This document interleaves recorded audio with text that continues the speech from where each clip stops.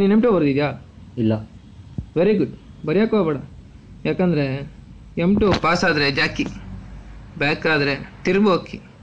ನಂತರ ಶರತ್, ನಾನೇನಾದರೂ ಲೆಕ್ಚರ್ಸ್ಗಳ? ಓ, ಏನಂತ ಹೇಳ್ತೀಯಾ?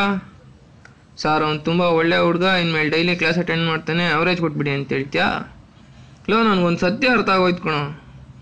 ಒಂದು ಸರಿ ಲೆಕ್ಚರರ್ಸ್ ಅವರೇಜ್ ಕೊಡಬಾರ್ದು ಅಂತ ಡಿಸೈಡ್ ಮಾಡಿದ್ರೆ ಬೇಕಾಬಿಟ್ಟು ಹಣೆ ಬರ ಬರ್ದಿರೋ ಆ ಬ್ರಹ್ಮ ಬಂದರೂ ಅವರೇಜ್ ಕೊಡ್ಸೋಕ್ಕಾಗಲ್ಲ.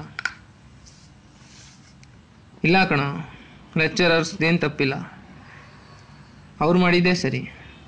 M2 ಅಂದ್ರೇನು, M2 ಯಾವ ಫಾರ್ಮುಲಾಸ್ ಬರುತ್ತೆ, M2 ಹೇಗೆ ಓದಬೇಕು ಅಂತ ಗೊತ್ತಾಗದೆ M2 ಬ್ಯಾಕ್ ಮಾಡ್ಕೊಬಿಟ್ಟೆ. ಇನ್ನೊಂದು ಲೈಫಲ್ಲಿ M2 ಕ್ಲಿಯರ್ ಮಾಡೋಕ್ಕಾಗಲ್ಲ ಕಣೋ. M2 ಕ್ಲಿಯರ್ ಮಾಡೋಕ್ಕಾಗಲ್ಲ, ನಾನು ಬ್ಯಾಂಚ್ ಚಟ್ನಿ ಆಗೋಕ್ಕಾಗಲ್ಲ.